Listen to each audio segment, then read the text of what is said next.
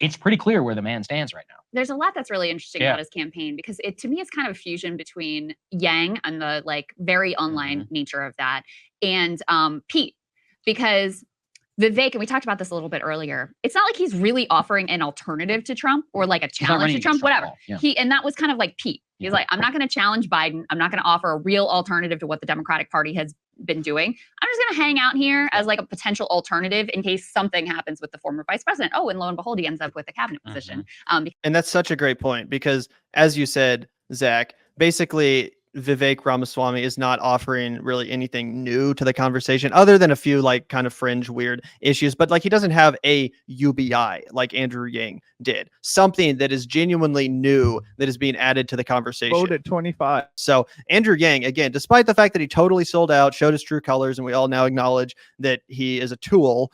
Despite that, at the beginning, he genuinely was running on a platform that was quite distinguishable from your average Democrat. He was running on interesting ideas. I remember he even had some crazy ideas like democracy dollars, right? Like the government allots every American citizen a certain amount of money that then that like is specifically can the citizen will then donate to the campaign of their choice. That way it would like democratize campaign finance, and instead of politicians having to vie for corporate donors, they would vie for American democracy dollars, which again would be federally allocated. I thought that was a great idea. The guy genuinely had some interesting and cool ideas, and he was talking about stuff like automation in a way that no one else was. He was talking about like AI in a way that no one else was. And again, I am no fan of Andrew Yang. I think he's a total snake himself. But in 2019, there was genuinely a case to be made that he was coming with some populist energy on a populist platform that was genuinely in contrast with the likes of a guy like Joe Biden,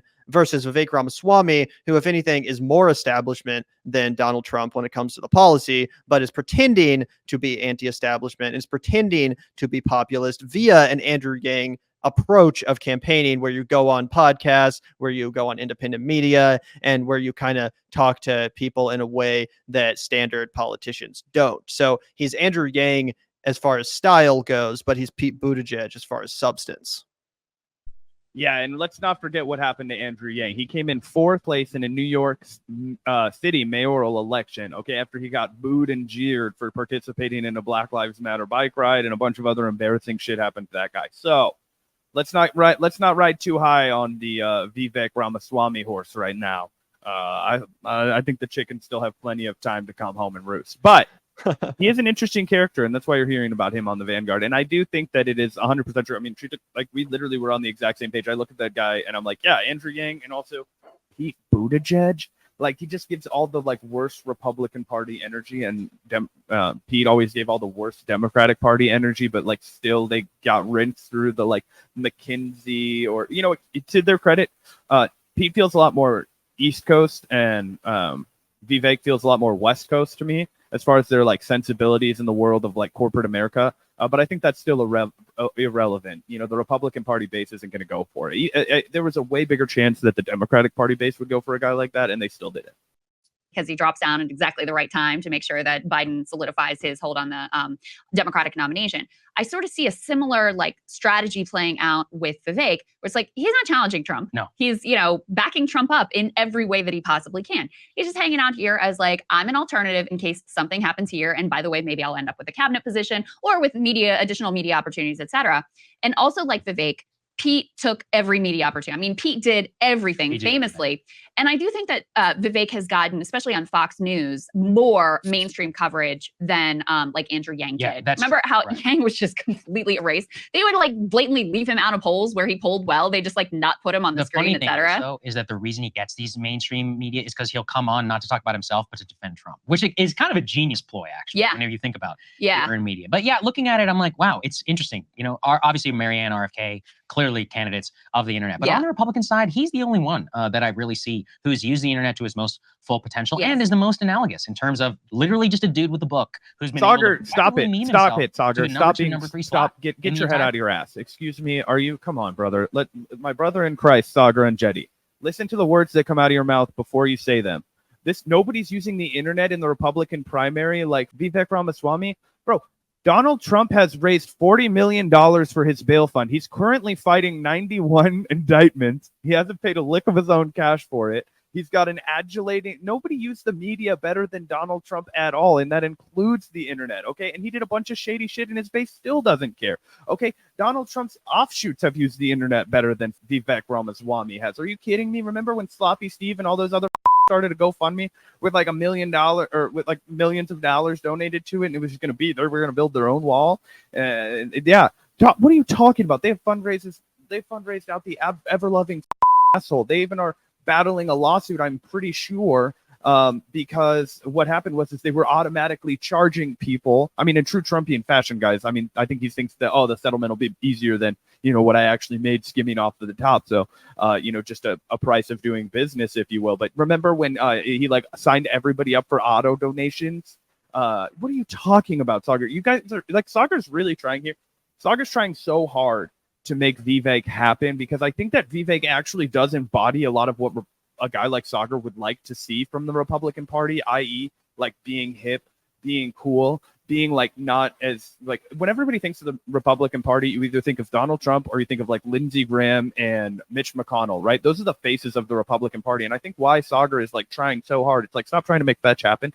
Stop trying to make Vivek happen. You know what I mean? Saagar has like, and Gavin, you were gone, but I basically just short up the points of like all the effective ways Donald Trump has used the internet to fundraise like a mother, right? I mean, it's basically his flagship thing. So to pretend that Vivek has done anything new on the internet other than like, be willing to go on, again, a bunch of other candidates with no chance have already kind of plowed the way for that. I don't know. I just am like, what is he really doing? He's doing nothing new. Saagar just likes him because he's handsome and he makes the Republican Party not look 800 years old or like a MAGA movement.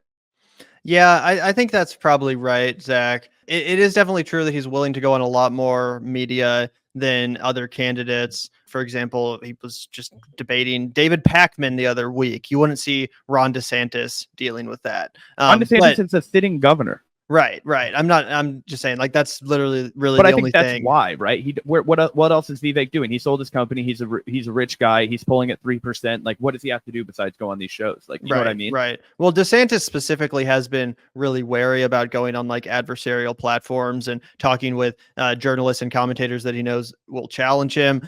So I do think that is the one thing that genuinely does kind of differentiate a guy like Vivek, is that he's not afraid of debating anyone on any platform. He'll go on any show of basically any size, much like RFK Jr.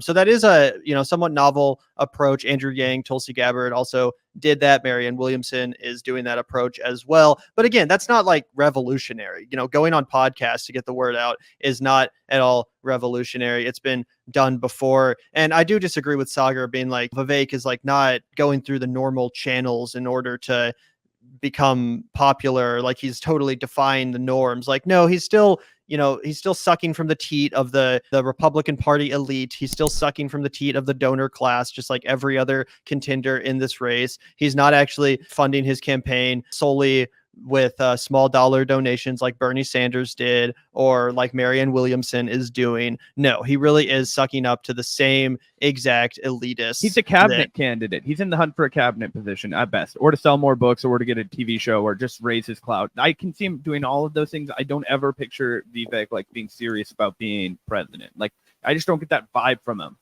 Yeah, no, I don't think he's actually going to become president either. I totally think he's doing the Pete Buttigieg move where he's positioning himself for a cabinet appointment, or maybe, trying to raise his profile so that he can run again in 2028, something like that. And by the way, yes, Cosmic Wanderer, to Saagar's credit, he has criticized Vivek Ramaswamy. I don't think that he's like on team Vivek necessarily. I think he was just kind of giving Vivek credit for pioneering or, furthering this already pioneered strategy of really talking to independent media, which of course is important to a show like Breaking Points. And they mentioned how easy it was to schedule him and get him on the show versus other candidates like Doug Burgum, who was like a nightmare to schedule with. So Vivek is definitely making it himself like easy to access if you're independent media, which is certainly helping him. I don't think we have to deny that. Like, I think that is something that we can recognize that he's done well. He has gone on a lot of shows. He's really done a good job getting his message out there and articulating